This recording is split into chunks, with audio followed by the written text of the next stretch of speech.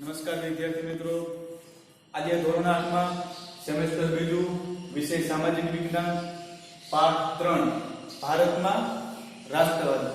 તો મિત્રો પહેલા જોઈએ કે રાષ્ટ્રવાદ એટલે શું? તો કે રાષ્ટ્રવાદ એટલે કે પોતાના દેશ પ્રત્યેની ભાવના, એકાત્મકતાની ભાવનાને રાષ્ટ્રવાદ કહે છે. હવે હાલમાં આ જે રાષ્ટ્રવાદ છે આપણે અહીં ચર્ચા કરવાની છે કે ભારતમાં રાષ્ટ્રવાદ, પણ ખરેખર આ રાષ્ટ્રવાદનો ઉદ્ભવ યુરોપ ખંડમાં થયો હતો. અને યુરોપ ખંડમાં જે ફ્રાન્સની ક્રાંતિ, જર્મની અને ઇટાલીનું એકીકરણ, અમેરિકન ક્રાંતિ, એટલે કહેવાનો મતલબ કે આ બધી ઘટનાઓના, આ બધી પરિબળોના લીધે રાષ્ટ્રવાદનો ઉદ્ભવ થયો યુરોપ ખંડમાં. પણ અહીંયા આપણે ચર્ચા કરવાની કે ભારતમાં રાષ્ટ્રવાદનો ઉદ્ભવ ખાસ કરીને 1857 નો પ્રથમ સ્વાતંત્ર્ય સંગ્રામ જે જોવા મળ્યો હતો, ત્યાર પછી આ રાષ્ટ્રવાદનો ઉદ્ભવ ભારતમાં જોવા મળ્યો. એટલે કહેવાનો મતલબ કે આ 1857 ના સ્વાતંત્ર્ય સંગ્રામ, વિપ્લવ, એ પહેલા કંપની શાસન હતું ભારતમાં. પછી આ જે સ્વાતંત્ર્ય સંગ્રામ થયો ત્યારબાદ બ્રિટનની રાણી વિક્ટોરિયાએ એવી જાહેરાત કરી કે હવે ભારતમાં કંપની શાસનની જગ્યાએ સીધું બ્રિટિશ શાસન રહેશે. અને ત્યારબાદ જે બ્રિટિશરોના અત્યાચારોનો જે સામનો કરવો પડ્યો ભારતીયોને, અને ત્યાર પછી આ ભારતમાં રાષ્ટ્રવાદનો ઉદ્ભવ જોવા મળે છે. પણ આ ઉદ્ભવ થવા પાછળના ઘણા બધા પરિબળો પણ હતા. જોઈએ કયા કયા પરિબળો હતા. રાષ્ટ્રવાદ એટલે પોતાના રાષ્ટ્ર પ્રત્યે એકાત્મકતા અને ગૌરવની ભાવના. જરૂર પડે પોતાના રાષ્ટ્ર પ્રત્યે તન, મન અને ધન ન્યોછાવર કરવા તૈયાર રહેવાની ભાવના. ભારતમાં રાષ્ટ્રીય જાગૃતિના પરિબળો ખાસ કરીને 1857 ના પ્રથમ સ્વાતંત્ર્ય સંગ્રામ બાદ વિકાસ પામ્યા. કીધું ને કે 1857 નો જે સ્વાતંત્ર્ય સંગ્રામ થયો એ બાદ ભારતમાં આ રાષ્ટ્રવાદના પરિબળો વિકાસ પામ્યા. એટલે કે આધુનિક રાષ્ટ્રવાદનો ઉદ્ભવ સૌપ્રથમ યુરોપમાં જોવા મળે છે. નવ જાગૃતિ, ધર્મ સુધારણા, અમેરિકન અને ફ્રાન્સની ક્રાંતિઓ, ઇટાલી અને જર્મનીનું એકીકરણ વગેરે પરિબળોએ યુરોપમાં રાષ્ટ્રવાદનો ફેલાવો કરવામાં મહત્વની ભૂમિકા ભજવી. એટલે કે રાષ્ટ્રવાદનો ઉદ્ભવ યુરોપ ખંડમાં જોવા મળ્યો હતો. અને આ યુરોપ ખંડમાં કેવી બધી ઘટનાઓના આધારે, તો કે અમેરિકન ક્રાંતિ, ફ્રાન્સની ક્રાંતિ, જર્મની, ઇટાલીનું એકીકરણ વગેરે જેવી ઘટનાએ રાષ્ટ્રવાદનો ફેલાવો કરવામાં મહત્વની ભૂમિકા ભજવેલી છે. ભારતમાં બ્રિટિશ શાસન હતું. બ્રિટિશરોના સંપર્કને પરિણામે ભારતીયોના રાજકીય, સામાજિક, ધાર્મિક અને આર્થિક દ્રષ્ટિકોણમાં ફેરફારો થયા. એટલે કહેવાય કે ભારતમાં અંગ્રેજોનું શાસન છે, તો હવે એ ભારતીયોની નજરમાં એટલે કે કેવા એમનામાં બદલાવ આવ્યા. તો કે સંપર્કને પરિણામે ભારતીયોના રાજકીય, સામાજિક, ધાર્મિક અને આર્થિક દ્રષ્ટિકોણો બદલાઈ ગયા. એમના બધા પ્રત્યેના ફેરફારો થયા. ભારતમાં આધુનિક રાષ્ટ્રવાદને ઘડનારા પરિબળો ઊભા થયા. આપણા દેશમાં આપણું રાજ્ય એટલે કે સ્વરાજ જોઈએ, આ વિચાર દેશના શિક્ષિત અને બુદ્ધિશાળી લોકોમાં બ્રિટિશ શાસન દરમિયાન ફેલાતો થયો. એટલે કે અંગ્રેજોનું જે શાસન હતું, એટલે કે ભારતીય લોકોમાં એવી ભાવના જન્મી કે આપણું શાસન હોવું જોઈએ, આપણું જ સ્વરાજ્ય હોવું જોઈએ. અને આ વિચારથી શિક્ષિત જે લોકો હતા અને બુદ્ધિશાળી જે લોકો હતા એમાં બ્રિટિશ શાસન દરમિયાન એટલે કે આવો વિચાર ફેલાતો થયો.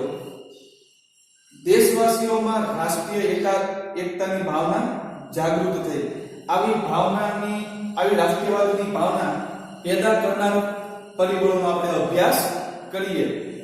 કે ભારતમાં જે રાષ્ટ્રવાદ ઉદ્ભવ થયો, જે પેદા થયો, એ થવા પાછળના ઘણા બધા પરિબળો હતા. તો એમાંનું પહેલું પરિબળ જોઈએ કે રાજકીય પરિબળ. અંગ્રેજોના શાસન પહેલા આપણા દેશમાં રાજકીય એકતાનો અભાવ હતો. ભારત નાના મોટા રજવાડાઓમાં વહેંચાયેલું હતું. જો બીજે વાત કે કંપની શાસન અને બ્રિટિશ શાસન, આજે કહેવાનો મતલબ કે મૂળ અંગ્રેજોનું જ્યારે શાસન હતું ત્યારે ભારતમાં હાલ જેમ આપણે રાજ્યોમાં જે વહેંચાયેલું છે એવી રીતે રાજ્યો નહોતા. એ સમયે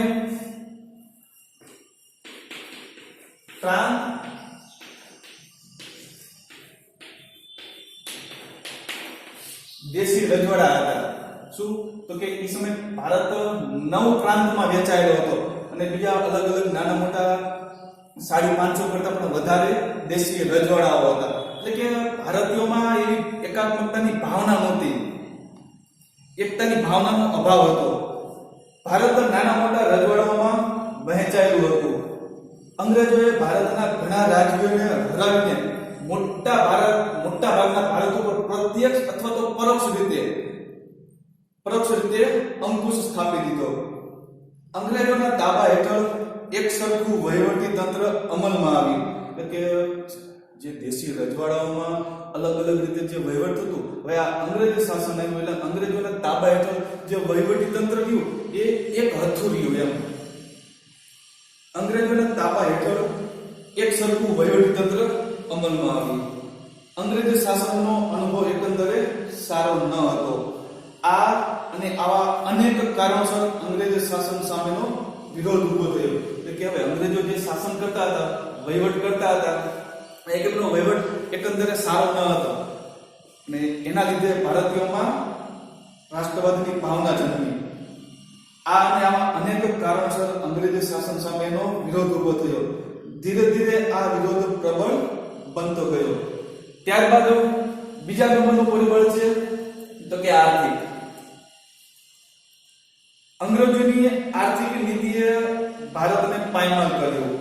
અંગ્રેજો ભારતમાંથી કાચો માલ ઇંગ્લેન્ડ લઈ જતા અને ત્યાં ઉત્પાદિત કરેલો તૈયાર માલ ભારતના બજારોમાં વહેંચતા. ઇંગ્લેન્ડથી ભારત આવતા તૈયાર માલ ઉપર નજીવી જકાત રાખવામાં આવતી. એટલે કે ઇંગ્લેન્ડથી જે ભારતમાં જે માલ આવતો એની ઉપર જકાત કેવી નજીવી, જકાત એકદમ ઓછી હતી. પણ અહીંયાથી ત્યાં માલ જતો એટલે એના પર વધારે ટેક્સ લેવાતો, જકાત લેવાતી. એમ ઇંગ્લેન્ડથી ભારત આવતા તૈયાર માલ પર નજીવી જકાત લેવાતી હતી. જ્યારે હિંદમાં ઉત્પાદન થતા તૈયાર માલ ઉપર વધુ જકાત લેવાના પરિણામે ભારતમાં ઉત્પન્ન થતો માલ મોંઘો પડવા લાગ્યો. એટલે કે ભારતમાં જે માલ ઉત્પન્ન થાય છે ભારતીય લોકોને મોંઘો પડવા લાગ્યો. કેમ? કારણ કે ઇંગ્લેન્ડથી જે ભારત આવતો તો જે માલ ભારત આવતો એના પર એકદમ ઓછી જકાત લેવાતી, કર, ટેક્સ, જેને અલગ અલગ શબ્દોમાં બોલાય છે. એટલે કે ખૂબ જ ઓછી જકાત લેવાતી. પણ જ્યારે ભારતમાં તે જે માલ તૈયાર થાય છે તો એની ઉપર વધુ ટેક્સ લેવાતો, વધુ જકાત લેવાતી, જેથી કરી ભારતીયોને તે પોતાનો માલ મોંઘો પડવા લાગ્યો. જ્યારે ઇંગ્લેન્ડમાં ઉત્પન્ન થતો માલ ભારતમાં સસ્તો વેચી શકાતો. આ હરીફાઈમાં ભારતના હસ્તઉદ્યોગો અને ઉદ્યોગ ધંધા ટકી શક્યા નહીં. પરિણામે કારીગર વર્ગ બેકાર બન્યો. ભારતના ભોગે ઇંગ્લેન્ડને સમૃદ્ધ બનાવવાની અંગ્રેજી નીતિની સામે પ્રજામાં રાષ્ટ્રીય જાગૃતિ વધી. ત્યારબાદનું ત્રીજું પરિબળ છે વાહન અને સંદેશા વ્યવહાર.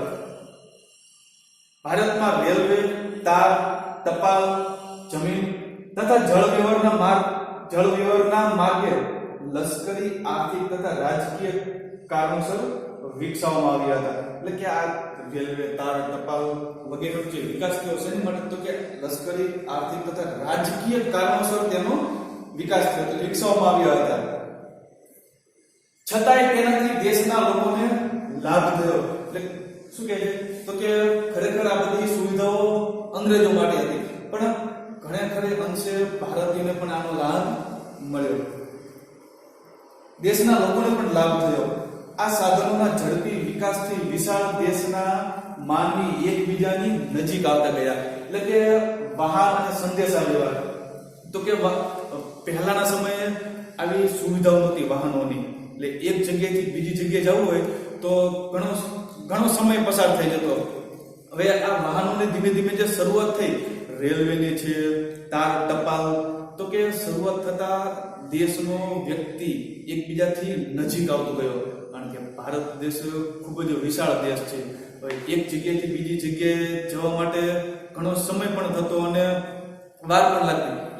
હવે ભારતના લોકો એકબીજાથી નજીક આવતા ગયા, ખાસ આ પરિબળથી. આ સાધનોના ઝડપી વિકાસથી વિશાળ દેશના માનવી એકબીજાની નજીક આવ્યા. કારીગર તથા વેપારી વર્ગ ધંધાર્થે એકબીજાના પ્રદેશમાં જવા લાગ્યા. હવે દેશનો નાગરિક એકબીજાથી નજીક આવતો ગયો, વિચારોની આપ-લે થવા લાગી, ધંધાના અર્થે એક પ્રદેશમાંથી બીજા પ્રદેશમાં, બીજા પ્રદેશમાંથી ત્રીજા પ્રદેશમાં જવા લાગ્યો. તેમની વચ્ચે વિચારોની આપ-લે વધી. તેમના સંપર્કો વધવાથી જ્ઞાતિ, કોમ અને પ્રદેશના ભેદભાવો ઓછા થયા. એટલે કે તેમના બધા સંપર્કમાં આવ્યા અને આવા જે બધા ભેદભાવ હતા એમાં ઓછા થવા લાગ્યા. ભેદભાવો ઓછા થયા. રાષ્ટ્રીય નેતાઓ તેમના વિચારો તથા યોજનાઓ પ્રજાના તમામ વર્ગોમાં ફેલાવી શક્યા. પ્રાદેશિક કક્ષાને બદલે રાષ્ટ્રીય કક્ષાની નેતાગીરી ઊભી થઈ. જે કીધું ને કે દેશી રજવાડા હતા, તો એમની નેતાગીરી કેવી હતી? તો કે એક પ્રદેશ પૂરતી જ સીમિત હતી. પણ કહેવાય ને કે વ્યક્તિઓ એક જગ્યાએથી બીજી જગ્યાએ જવા લાગ્યો, તો કે હવે એની રાષ્ટ્રીય કક્ષાની નેતાગીરી હવે ઊભી થવા લાગી. એટલે કે પ્રાદેશિક કક્ષાને બદલે રાષ્ટ્રીય કક્ષાની નેતાગીરી ઊભી થઈ, જેણે સ્વરાજની સિદ્ધિમાં નોંધપાત્ર ફાળો આપ્યો. ત્યારબાદ ચોથા નંબરનું પરિબળ છે શિક્ષણ અને સાહિત્ય. ભારતીય રાષ્ટ્રીયવાદના ઉદયમાં અંગ્રેજી કેળવણીનો પણ મોટો ફાળો રહ્યો છે. આ કેળવણીના કારણે પશ્ચિમની વિચારસરણીના દ્વાર ઉઘડ્યા. એટલે કે ભારતમાં એ સમયે અંગ્રેજી શિક્ષણ એટલું બધું નહોતું, પણ કહેવાય કે અંગ્રેજ નીતિ આવવાથી, અંગ્રેજ શિક્ષણ પદ્ધતિ આવવાથી ભારતીયો હવે પશ્ચિમના જે વિચારસરણી રહી એ વિચારસરણીથી વાકેફ થવા લાગ્યા. આ કેળવણીના કારણે પશ્ચિમની વિચારસરણીના દ્વાર ઉઘડ્યા. વિશ્વનું ઘણું બધું સાહિત્ય અંગ્રેજીમાં હતું. આપણા દેશના લોકો અંગ્રેજી ભાષા શીખ્યા. વિશ્વના પ્રભાવોથી માહિતગાર થયા. કીધું ને કે અંગ્રેજી શિક્ષણ ભારતમાં આવતા, તો હવે ભારતીય લોકો જે કહે ને કે એ સમયનું ઘણું બધું સાહિત્ય અંગ્રેજીમાં લખાયું હતું. હવે ભારતમાં અંગ્રેજી શિક્ષણ પદ્ધતિ આવવાથી ભારતીય લોકો વિશ્વના પ્રભાવોથી માહિતગાર થયા. વિશ્વના જે વિચારસરણી જે રહી એનાથી વાકેફ થયા, પ્રભાવોથી માહિતગાર થયા. આ કારણે અમેરિકન સ્વાતંત્ર્ય સંગ્રામમાંથી, લોકશાહી અને ફ્રાન્સની ક્રાંતિમાંથી સ્વતંત્રતા, સમાનતા અને બંધુત્વની ભાવનાની પ્રેરણા મળી. આત્મશ્રદ્ધા વધી અને સૌ ભારતના ઉજ્જવળ ભાવિની કલ્પના કરવા લાગ્યા. એટલે કે આ અમેરિકન ક્રાંતિ જોઈ, બરાબર, ફ્રાન્સની ક્રાંતિ જોઈ, એટલે કે આ બધી ઘટનાઓના કારણે ભારતીયોમાં પણ બંધુત્વની ભાવનાની પ્રેરણા મળી અને આત્મવિશ્વાસ વધવા લાગ્યો અને સૌ ભારતના ઉજ્જવળ ભાવિની કલ્પના કરવા લાગ્યા. દેશની પ્રાદેશિક ભાષાઓમાં નવલકથાઓ, નાટકો, વાર્તાઓ, કાવ્યો અને ગીતો વગેરે લખાયા. આ સાહિત્યએ રાષ્ટ્ર ભક્તિનો સંદેશો આપ્યો. એટલે કે આ બધું જે સાહિત્ય જે લખાણું એને આ રાષ્ટ્રભક્તિનો સંદેશો આપ્યો. ત્યારબાદનું પાંચમા નંબરનું પરિબળ છે વર્તમાન પત્રો. હવે એક વસ્તુ મિત્રો યાદ રાખજો, તો કે ભારતમાં જે રાષ્ટ્રવાદ જોવા મળ્યો એના પાછળના જે આપણે પરિબળો જોઈએ છે એમાં ખૂબ જ નોંધપાત્ર પરિબળ એટલે કે વર્તમાન પત્રો. કેમ વર્તમાન પત્રો? તો કે વર્તમાન પત્રોમાં દેશમાં જે કઈ બી ઘટનાઓ બને છે એ ઘટનાઓ દેશના નાગરિક સુધી પહોંચે છે. એટલે કે દેશના આ છેડે જે ઘટના બની હોય તો એ પહેલા છેડે સુધી, એટલે કે વર્તમાન પત્રો દ્વારા એ ઘટનાની એને જાણકારી મળે છે. એટલે કે આ પરિબળના કારણે ઘણો બધો વર્ગ નજીક આવતો ગયો, એક જગ્યાએથી બીજી જગ્યાએ જવા લાગ્યો, આંદોલનોમાં જોડાવા લાગ્યો. ચેતના ફેલાવવામાં વર્તમાનપત્રોનો નોંધપાત્ર હિસ્સો છે. બંગાળ, મુંબઈ, મદ્રાસ તથા બીજા પ્રાંતોમાં શબ્દ આયા પ્રાંત, કારણ કે હાલ જે આપણે ભારત રાજ્યોમાં વહેંચાયેલું છે તો એ સમયે રાજ્યો નહોતા, પ્રાંત હતા. 9 પ્રાંતમાં વહેંચાયેલું હતું અને બીજા નાના મોટા 550 થી પણ વધારે દેશી રજવાડાઓ હતા. રાષ્ટ્રીય ચેતના ફેલાવવામાં વર્તમાનપત્રનો નોંધપાત્ર હિસ્સો છે. બંગાળ, મુંબઈ, મદ્રાસ તથા બીજા પ્રાંતોમાં પ્રસિદ્ધ થતા અખબારોએ સરકારની નીતિઓની ટીકા કરી અને લોકોમાં રાષ્ટ્રીય ભાવના જાગૃતિ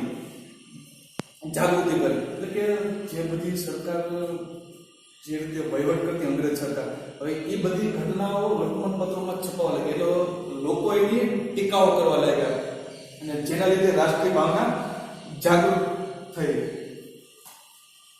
ત્યારબાદ છેલ્લા નંબરનું પરિબળ છે ભારતનો ભવ્ય વારસો. એટલે મિત્રો આ જે પરિબળ રહ્યું ને તો કે આ રાષ્ટ્રવાદનો જે સમયે ઉદ્ભવ થયો એ જ સમયે ભારતના આ જે ભવ્ય વારસો થયો એ પણ એટલે કે આ જે સિંધુ ખીણની સંસ્કૃતિના જે બધા નગરો રહ્યા એ આ સમયગાળા દરમિયાન તે નગરો બધા મળી આવ્યા હતા અને એ બધા જે વારસા એ આ રાષ્ટ્રવાદનો ઉદ્ભવ થવામાં હિસ્સો જોવા મળે છે. પાશ્ચાત્ય પુરાતત્વવિદ એલેક્ઝાન્ડર કનિંઘહામ તથા તેમના મદદનીશોએ, એટલે કે ભારતનું જે પુરાતત્વ ખાતું હતું એ સમયનો વડો હતો આ એલેક્ઝાન્ડર કનિંઘહામ તથા તેમના મદદનીશોએ ભારતના અનેક પ્રાચીન સ્થળોએ ખોદકામ કર્યા.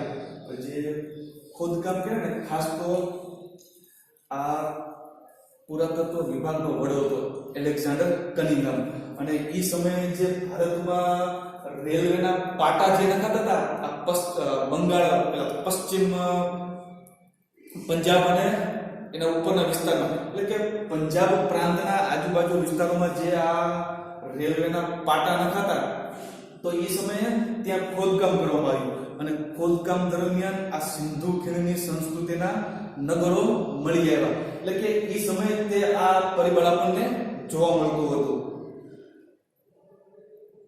કનિંઘહામ તથા તેમના મદદનીશોએ ભારતના અનેક પ્રાચીન સ્થળોએ ખોદકામ કર્યા. ભારતીય સંસ્કૃતિની ગૌરવ ગાથાના અનેક અવશેષો શોધી કાઢ્યા. એટલે કે જે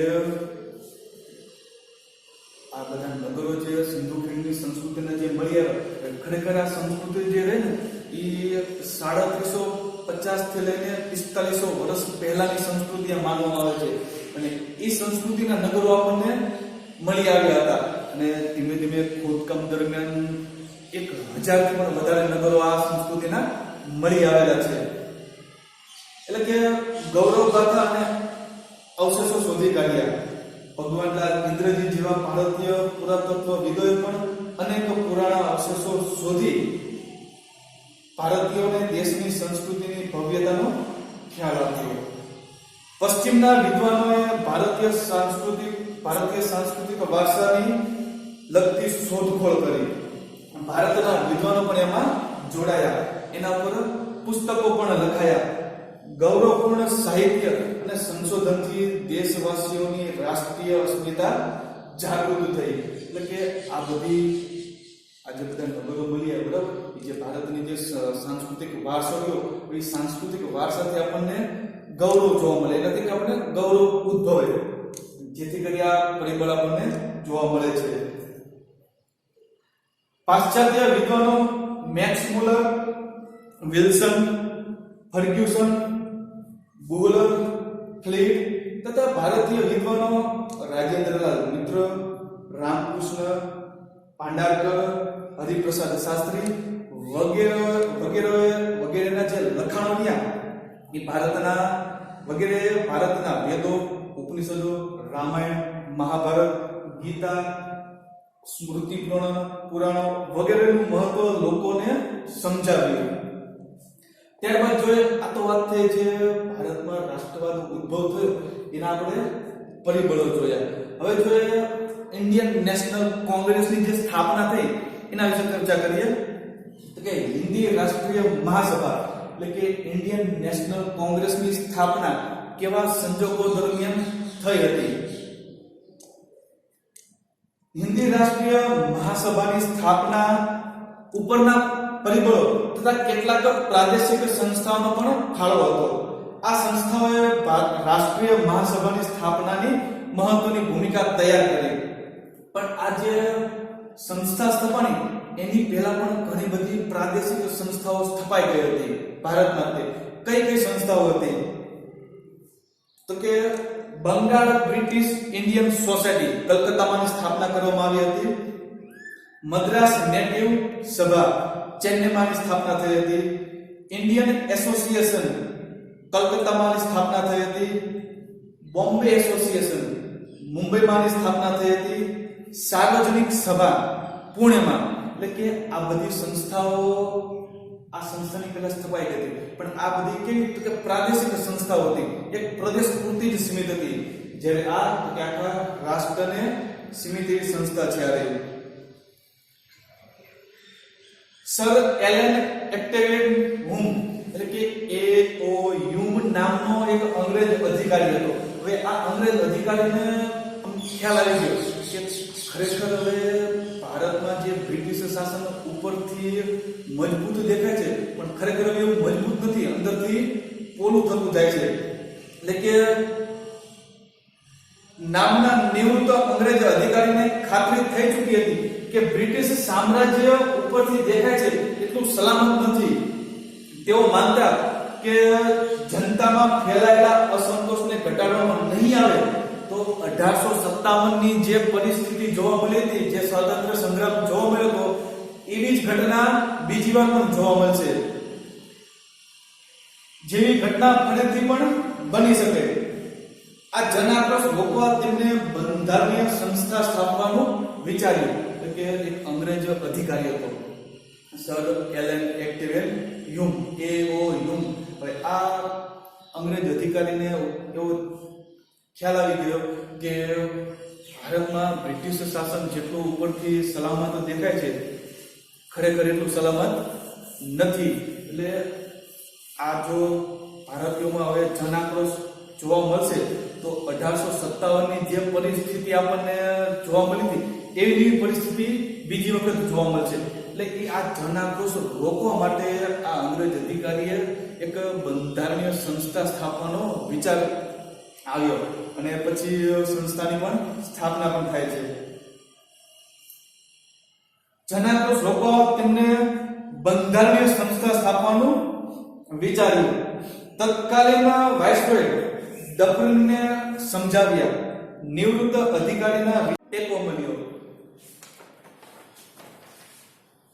A.O. હ્યુમના પ્રયત્નોથી 28 ડિસેમ્બર 1885 માં ઇન્ડિયન નેશનલ કોંગ્રેસ એટલે કે હિન્દી રાષ્ટ્રીય મહાસભાની સ્થાપના કરવામાં આવે છે. પ્રયત્નોથી ડિસેમ્બર 1885 માં હિન્દી રાષ્ટ્રીય મહાસભાની સ્થાપના કરવામાં આવી. મુંબઈની ગોકળદાસ તેજપાલ સંસ્કૃત પાઠશાળામાં 28 ડિસેમ્બર 1885 ના રોજ વ્યોમેશચંદ્ર બેનર્જી એના પ્રમુખ હતા. આ સંસ્થાની જે પ્રથમ બેઠક થઈ મુંબઈમાં થઈ હતી અને એ બેઠકના પ્રથમ અધ્યક્ષ કોણ હતા તો કે વ્યોમેશચંદ્ર બેનર્જી. વ્યોમેશચંદ્ર બેનર્જીના પ્રમુખ પદે તેનું પ્રથમ અધિવેશન મળ્યું. તેમાં ભારતના જુદા જુદા પ્રદેશોમાંથી 72 પ્રતિનિધિઓએ હાજરી આપી હતી. જેમાં દાદાભાઈ નવરોજી, ગોપાલકૃષ્ણ ગોખલે, ફિરોજ શાહ મહેતા, બદરુદ્દીન તૈયબજી, કીર્તિ તેલંગ, દિનશા બાદશાહ વગેરે મુખ્ય નેતાઓ હતા. દેશની અનેક સમસ્યાઓ પર ચર્ચા વિચારણા કરવામાં આવી. એટલે કે કીધું ને કે ભારતીયોમાં જન આક્રોશ ન જોવા મળે એના માટે આ બંધારણીય સંસ્થા હતી. હવે એટલા માટે કે ભારતીયો હવે દેશની જે સમસ્યાઓ હતી એના ઉપર આ પ્રથમ અધિવેશનમાં ચર્ચા વિચારણા થઈ. તો કે આ પછી તો દર વર્ષે આ સંસ્થાના અધિવેશનો ભરાતા હતા. આ વાત થઈ પહેલું અધિવેશન. બીજું અધિવેશન ક્યાં ભરાણું હતું તો કે બીજું અધિવેશન કલકત્તામાં 1886 ના એટલે કે એના પછીના વર્ષે તરત અધિવેશન ભરાયું હતું. તેમાં 432 જેટલા સભ્યો હતા અને પ્રમુખ તરીકે દાદાભાઈ નવરોજીને પસંદ કરવામાં, એટલે કે એના અધ્યક્ષ તરીકે દાદાભાઈ નવરોજી હતા, જેમને આપણે ઓલ્ડ મેન તરીકે પણ ઓળખીએ છીએ. તમને ક્યારેક પ્રશ્ન એવો પૂછાય કે ભારતના ઓલ્ડ મેન તરીકે કયા વ્યક્તિને ઓળખવામાં આવે છે, તો દાદાભાઈ નવરોજીને, એટલે કે બીજા અધિવેશનના પ્રમુખ હતા. ત્યારબાદ એના પછીના વર્ષે એટલે કે 1887 માં આનું ત્રીજું અધિવેશન મળ્યું મદ્રાસ ખાતે અને તેના સભ્યો હતા 607 જેટલા અને એના અધ્યક્ષ હતા બદરુદ્દીન તૈયબજી. હવે જોઈએ કે મહાસભાની પ્રથમ તબક્કાની કામગીરી કેવી હતી. અધિવેશન તો મળી ગયું, પણ હવે પ્રથમ તબક્કાની કામગીરી કેવી છે એના વિશે જોઈએ. મહાસભાની પ્રથમ તબક્કાની કામગીરી બંધારણીય હતી. મહાસભાએ સરકાર સમક્ષ રાજકીય હકો, આર્થિક અને સામાજિક વિકાસ અને શૈક્ષણિક પ્રગતિ માટે કરેલી માંગણીઓને અંગ્રેજ સરકારે અવગણી હતી. આ માંગણીઓએ ભવિષ્યની લડત માટે મજબૂત પાયો નાખ્યો હતો. એટલે કે આ જે બધી માંગણીઓ થઈ એની સરકારે અવગણના કરી અને આ માંગણીઓએ ભવિષ્યની લડત માટે મજબૂત પાયો નાખ્યો હતો. સરકારી નોકરીઓમાં હિન્દીઓને વધારે પ્રમાણમાં લેવા, લશ્કરી તથા મુલકી ખાતાઓમાં થતો ખર્ચો ઘટાડવો, ખેડૂતોને દેવામાં રાહત આપવી, ગૃહ ઉદ્યોગોને સજીવન કરવા વગેરે જેવી માંગણીઓ કરવામાં આવી હતી. આ પ્રથમ તબક્કાની કામગીરી હતી. તો જે ભારત એ સમયે દેશમાં જે બધા પ્રશ્નો જોવા મળતા હતા તો એ બધી ચર્ચાઓ પ્રથમ તબક્કાની કામગીરીમાં કરવામાં આવી હતી. મહાસભા દ્વારા કેન્દ્રીય તેમજ પ્રાંતીય ગૃહોનો વિસ્તાર કરીને તેમાં 50% સભ્યો ચૂંટાયેલા રાખવા તથા કારોબારીને શક્ય તેટલી હદે ધારાસભાને જવાબદાર બનાવી જેવા ઠરાવો પસાર કરવામાં આવ્યા હતા. મહાસભાની રજૂઆતને લીધે સરકારે અખબારો પરના નિયંત્રણો દૂર કરી વ્યક્તિ સ્વાતંત્ર્ય તથા વાણી સ્વાતંત્ર્ય આપતા કાયદાઓ પસાર કર્યા. મહાસભાએ શિક્ષિત વર્ગમાં રાષ્ટ્રીય ચેતના જગાવીને તેને રાજકીય તાલીમ આપી. તેનાથી ભવિષ્યના સ્વાતંત્ર્ય સંગ્રામો માટેના યોગ્ય નેતાઓ મળ્યા.